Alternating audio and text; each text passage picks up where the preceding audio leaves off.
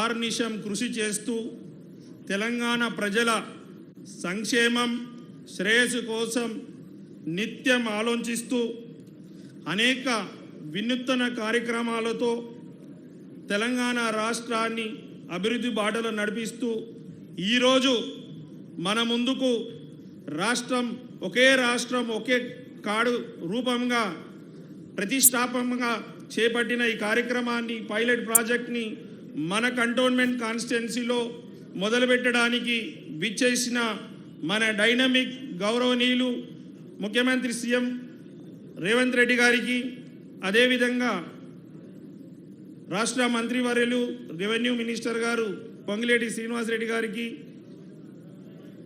Rajya Sabha member అయిన అనిల్ కుమార్ గారికి, Hyderabad mayor శ్రీమతి గద్వాల్ విజయలక్ష్మి గారికి, ఎమ్మెల్సీ శ్రీ మిర్జా రెహమద్ బేగ్ గారికి, ఎమ్మెల్సీ శ్రీ మిర్జా హసన్ ఇఫున్ గారికి, రాష్ట్ర ప్రభుత్వ సలహాదారు శ్రీ వేం నరేందర్ రెడ్డి గారికి, మాజీ కేంద్ర మంత్రివర్యులు డాక్టర్ ఎస్ వేణుగోపాల్ చారి గారికి, హైదరాబాద్ డిప్యూటీ మేయర్ శ్రీమతి శ్రీలత శోభన్ రెడ్డి గారికి, హైదరాబాద్ కలెక్టర్ అయిన అనుదూప్ గారికి, జిహెచ్ఎంసీ కమిషనర్ అమరపాలి గారికి, ప్రిన్సిపల్ సెక్రటరీ దానకిషోర్ గారికి, ప్రిన్సిపల్ సెక్రటరీ అయిన జయేష్ రంజన్ గారికి, ఇక్కడ విచ్చేసిన యావత్ నా కంటోన్మెంట్ కుటుంబ సభ్యులందరికీ నా యొక్క హృదయపూర్వకంగా నమస్కారాలు తెలుపుకుంటున్నాను. ఈరోజు రాష్ట్రంలోనే మొట్టమొదటిసారి ఈ యొక్క పైలట్ ప్రాజెక్ట్ని స్థాపించడం, అది కూడా మన కంటోన్మెంట్ కాన్స్టిట్యున్సీలో స్థాపించడం, మన కంటోన్మెంట్ ప్రజల తరఫు నుంచి ముఖ్యమంత్రి గారికి హృదయపూర్వకంగా ధన్యవాదాలు తెలుపుతున్నాను. ఈ యొక్క కార్డు ద్వారా, ఈ డిజిటల్ కార్డు ద్వారా ఇంత ముందుకులాగా ప్రజలు కన్ఫ్యూషన్ కాకుండా ప్రతి ఒక్కరికి ఈ యొక్క ఐడి నంబర్ ఇస్తారు. ఈ ఐడి నంబర్ ద్వారా మనము ఈ ఐడి కార్డు నంబర్ ఉన్న వాళ్ళందరికీ ప్రభుత్వం ప్రవేశపెడుతున్న ప్రతి ఒక్క సంక్షేమ పథకాలు అందుతాయి. ఇక్కడ ఒకసారి క్యాస్ట్ సర్టిఫికేట్ తీసుకుంటే మళ్ళీ పిల్లలకు అవసరం ఉండదు. ఇక్కడ ఇన్కమ్ సర్టిఫికేట్ తీసుకుంటే మళ్ళీ కుటుంబ సభ్యులకు అవసరం ఉండదు. ఇలాంటిది అనేక కార్యక్రమాలు పొందడానికి ఒకటే సింగిల్ కార్డుగా మన గౌరవ ముఖ్యమంత్రి గారు ఎన్నో రోజుల నుంచి దీనికి కృషి చేసి రాష్ట్ర ప్రజలు ప్రతి ఒక్క వ్యక్తికి, ప్రతి ఒక్క కుటుంబానికి ప్రభుత్వం అమలు చేస్తున్న ప్రతి ఒక్క సంక్షేమ పథకాలు అందరికీ దక్కాలి, ఏ ఒక్కరికి మిస్ కావద్దనే ఉద్దేశంతో ఈరోజు ఈ యొక్క కార్డుని ప్రవేశపెట్టడం చాలా సంతోషకరమైన విషయం.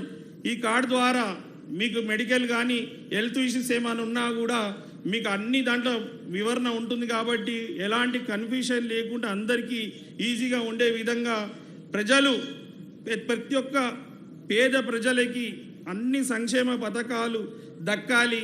ఇంతకు ముందుకులాగా కాయిదాలు తీసుకొని ఏ ఆఫీసర్స్కి వెళ్ళకుండా ప్రతి ఒక్కటి డిజిటలైజ్ చేయాలనే ఉద్దేశంతో ఇంత చారిత్రాత్మక ఈ యొక్క ప్రాజెక్ట్ని మన దగ్గర స్థాపించడం రాష్ట్ర ప్రజల అందరికీ తరఫున సంతోషంగా వ్యక్తం చేస్తూ ఇలాంటి ఎన్నో కార్యక్రమాలు ముఖ్యమంత్రి గారు చేపట్టడం జరిగింది. మనకు 6 గ్యారంటీలు కూడా అమలు చేస్తూ ప్రతి ఒక్కరికి ఉచిత బస్, మహిళలందరికీ ఉచిత బస్ ప్రయాణం కూడా అందించడం, 200 యూనిట్లు వారికి ఉచితంగా కరెంటు బిల్లు కూడా ఫ్రీ ఇవ్వడం జరుగుతుంది. అలా తీసుకొని వస్తే అన్ని పథకాలు అమలవుతున్న సందర్భంగా ఈరోజు బీఆర్ఎస్ వీళ్ళు ఎక్కడ గౌరవ ముఖ్యమంత్రి గారు చేపడుతున్న సంక్షేమ పథకాలు, తీసుకున్న నిర్ణయాలు అందరూ రాష్ట్ర ప్రజలందరూ కాంగ్రెస్ ప్రభుత్వం వైపు చూస్తున్నారు. కన్ఫ్యూజ్ చేయాలని ఒక దురాలోచనతోటి బీఆర్ఎస్ వాళ్ళు రోజు ఏదో ఒక కార్యక్రమం పెడుతున్నారు. అవసరం లేని దానికి వాళ్ళ 10 సంవత్సరాల హయాంలో వారు చెయ్యనిది ఆలోచించింది కూడా ఈరోజు కాంగ్రెస్ ప్రభుత్వం మన గౌరవ ముఖ్యమంత్రి గారు చేస్తున్నారు. దానికి మీకు అందరికీ ఒక చిన్న కథ చెప్పాల్సిన అవసరం ఉంది. ఈరోజు మన రాష్ట్రంలో జరుగుతున్నది, మనలో ఎవరికైనా అనారోగ్యం పాలైతే మనం డాక్టర్ దగ్గరికి వెళ్తాం. డాక్టర్ల దగ్గరికి వెళ్ళినప్పుడు మనకు చాలామంది సజెషన్స్ ఇస్తుంటున్నారు. ఈ డాక్టర్లే కాకుండా కొన్ని హాస్పిటల్స్ కూడా వెళ్తున్నప్పుడు మనకు ఒక్కొక్కరు ఒక్కొక్క సలహా చెప్తుంటున్నారు. అయితే విషయం ఏంటంటే చాలా తీవ్రమైన ఆపరేషన్ చేయాల్సి అవసరం ఉంది. ఆపరేషన్ ద్వారా మనిషి బతకొచ్చు, మనిషి చనిపోవచ్చు. అలాంటి సమయంలో హాస్పిటల్ యజమానులైన బీఆర్ఎస్ వాళ్ళు, కేసీఆర్, హరీష్ రావు, కేటీఆర్ ఏం ఆలోచిస్తున్నారంటే ఈ హాస్పిటల్ కమిటీ వాళ్ళందరూ కూర్చొని ఈ ఆపరేషన్ చేస్తే వాళ్ళు చనిపోయే అవకాశం ఉంది, చనిపోతే మనకు చెడు పేరు వస్తుంది హాస్పిటల్కి. అలాంటి జరగకుండా దీనికి కేవలం మాత్రలు ఇచ్చే వదిలేసి వారి సావుకు వారు బతకని వదిలేశారు. ఇంకొక పక్కన ఇంకొక హాస్పిటల్ డాక్టర్స్ అంతా మా వేదిక మీద ఉన్న పెద్దలు అందరూ ఆలోచించారు. ఆ డాక్టర్లు అలా వదిలేస్తే కరెక్ట్ కాదు. మనము మన ప్రజల ప్రాణాలు కాపాడాల్సిన అవసరం ఉంది. మన హైదరాబాద్ని అన్ని రంగాలలో డెవలప్మెంట్ చేయాల్సిన అవసరం ఉంది. కావున మన డాక్టర్లైన వ్యక్తులు ఏం చేశారు, ఆపరేషన్ చేసేటప్పుడు మనకి ఇంజెక్షన్ ఇస్తారు, కుట్లేయడానికి కట్ చేసి కుట్లేస్తే నొప్పి అవుతుందని కొంతమంది నొప్పికి ఓర్చుకోక నొప్పి అని అనుకుంటున్నారు. అదే మాదిరిగా కొంచెం నొప్పి అయితే ఆపరేషన్ గ్రాండ్ సక్సెస్ అవుతుంది.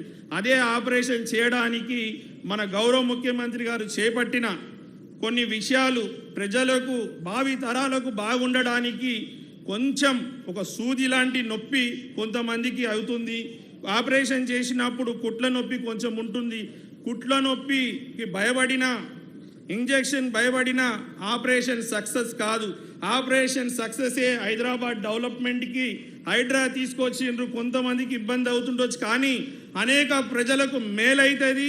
హైదరాబాద్ మళ్ళీ వర్షం వస్తే జలమయం కాకుండా హైదరాబాద్ని కాపాడడానికి గతంలో బీఆర్ఎస్ ప్రభుత్వంలో వరదలు వచ్చినప్పుడు నాలాలలో కొట్టుకుపోయి చాలామంది ప్రాణాలు కోల్పోయారు. అలా కోల్పోకుండా ఉండడానికే మనం సీఎం గారు కొంచెం నొప్పి సరించలేక డిసైడ్ అయిపోయారు. వాళ్ళు ఏంటంటే హాస్పిటల్ నడవద్దంటే ఉద్దేశం ఏంటంటే రేపు రానున్న ఎలక్షన్లో వీళ్ళ ఓటు బ్యాంకు దెబ్బ పడుతుంది, వీళ్ళు మనకు ఓట్లు వేయరని వానాడు వాళ్ళు నిర్ణయం తీసుకోలేదు. ఈనాడు ఓటు బ్యాంకు రాజకీయం కాదు, ప్రజల సంక్షేమం, శ్రేయస్సు, ఆరోగ్యం ముఖ్యమని తీసుకునే నిర్ణయాలు తట్టుకోక యావత్ హైదరాబాద్, తెలంగాణ ప్రజలు కాంగ్రెస్ ప్రభుత్వం వైపు చూస్తూ ఆదరాభిమానం పొందుతురని భయంతో బీఆర్ఎస్ వాళ్ళు లేనిపోలు అపోహలు సృష్టించి కొంతమందిని వాళ్ళే క్రియేట్ చేసి అన్ని అపోహలు సృష్టిస్తున్నారు. ఏది ఏమైనా ఒక్కసారి మన డైనమిక్ సీఎం గారు నిర్ణయం తీసుకుంటే ఎంత దూరమైనా వెళ్తారు, కానీ ప్రజల సంక్షేమమే శ్రేయస్సు అని డిసైడ్ అయినాక ఎవరు అడ్డం వచ్చినా కూడా ఏవి కాదు. నేను గతంలో కూడా చెప్పాను, మన ముఖ్యమంత్రి గారు మంచి ఫుట్బాల్ ప్లేయర్ అంటే ఎలాంటి ఆటగానికి ఎలాంటి ఆట ఆడాలో వారికి బాగా తెలుసు. ఇలాంటి వాళ్ళు బీఆర్ఎస్ వాళ్ళు ఎన్ని నాటకాలు చేసినా, ఎన్ని ఆటలు ఆడినా ఫైనల్గా గోల్ కట్టేది మన ముఖ్యమంత్రి గారే. ఫైనల్గా డెవలప్మెంట్ తెలంగాణ రాష్ట్రాన్ని చేసేది మన కాంగ్రెస్ ప్రభుత్వమే. కాబట్టి అన్ని ఇప్పుడు అమలు చేస్తున్న ప్రతి ఒక్క సంక్షేమ పథకాలు ప్లస్ మేనిఫెస్టోలు లేని కూడా ఇవన్నీ స్కిల్ డెవలప్మెంట్ యూనివర్సిటీ కావచ్చు, స్పోర్ట్స్ యూనివర్సిటీ కూడా తీసుకురావడం, వాళ్ళకి జెలస్ ఫీల్ అయ్యి ఈరోజు అన్ని వైపులా కాంగ్రెస్ వైపే చూస్తున్నారు. కాబట్టి వారందరూ అపోహలకు గురి కాకుండా మీరందరూ ఆపరేషన్ సక్సెస్కి, డెవలప్మెంట్కి ముఖ్యమంత్రిగా తోడు ఉండాలని కోరుతూ మా కంటోన్మెంట్ ప్రజలు కూడా ముఖ్యమంత్రి గారిని కొన్ని రిక్వెస్ట్ పెట్టడం జరిగింది. మాకు ఒక డిగ్రీ కాలేజ్ ఇవ్వండి అన్న సీఎం గారు. ఏ విధంగా అయితే రాష్ట్రం అంతా డెవలప్మెంట్ చేస్తారో అదే మాదిరిగా మాకు ఒక డిగ్రీ కాలేజ్, ఒక ఇంజనీర్ కాలేజ్ కూడా ఇవ్వాలని కోరుతూ, గతంలో కూడా తమరు వచ్చి ఎలక్షన్లో కూడా హామీ ఇచ్చారు. తమరు ఇక్కడ ఎంపీగా కూడా ఉండే, తమరికి అన్ని విషయాలు అవగాహన ఉంది. ఎక్స్చేంజ్ ఆఫ్ ల్యాండ్ చేసి మా ప్రాంత ప్రజలకి పట్టాలు ఇవ్వాలని విజ్ఞప్తి చేస్తూ, తమరిని అడగంగానే వెంటనే మాకు 1 MGD నీళ్ళు కూడా శాంక్షన్ చేశారు, తమరు ఆదేశం ఇచ్చారు. కానీ ఇక్కడ కంటోన్మెంట్ బోర్డు తోటి కోఆర్డినేషన్ లేకుండా మాకు రావాల్సిన నీళ్లు కూడా జలమండలి వాళ్ళు ఇస్తే ఇక్కడ నీళ్లు వస్తలేదని కొంతమంది పుకార్లు చేస్తున్నారు. దయచేసి మా ఒక విజ్ఞప్తి యావత్ కంటోన్మెంట్ ప్రజల తరఫు నుంచి కంటోన్మెంట్ బోర్డుని మెర్జీ చేయాలని విజ్ఞప్తి చేస్తున్నాం. ఆ ఫైలు కింద పడిపోయిన దాన్ని తమరు ఢిల్లీకి వెళ్ళి ఆ ఫైల్ని ముందుకు తీసుకొచ్చి మెర్జర్ దిశగా ముందుకు వచ్చింది, మళ్ళీ ఆగిపోయింది సార్, దాన్ని కూడా మీరు చేయాలని కోరుతున్నాను. ఇదే విధంగా ఈ గ్రౌండ్లో కూడా మాకు ఒక స్పోర్ట్స్ కాంప్లెక్స్ కావాలని కూడా తమరికి రిప్రజెంటేషన్ ఇవ్వడం అయింది. ఈ స్పోర్ట్స్ కాంప్లెక్స్ ఇస్తే మా కంటోన్మెంట్ కాన్స్టిట్యున్సీలో అనేక మంది క్రీడాకారులు ఉన్నారు. మీరు ఏ విధంగా అయితే ఆకాంక్షిస్తున్నారో దేశానికి మంచి మంచి పథకాలు రావాలని, ఆ పథకాలలో కూడా మా కంటోన్మెంట్ ప్రజలు ఉండాలని మిమ్మల్ని మనసారా కోరుతున్నాను. ఇదే కాకుండా అనేక సంక్షేమ పథకాలు మీ అందరి ఆశీర్వాదంతో, ముఖ్యమంత్రి గారి ఆశీర్వాదంతో నన్ను ఎమ్మెల్యే చేసి ఈ యొక్క కార్యక్రమం ఇక్కడ చేపట్టడం మాకు చాలా సంతోషకరం. థ్యాంక్ యూ, ధన్యవాదాలు.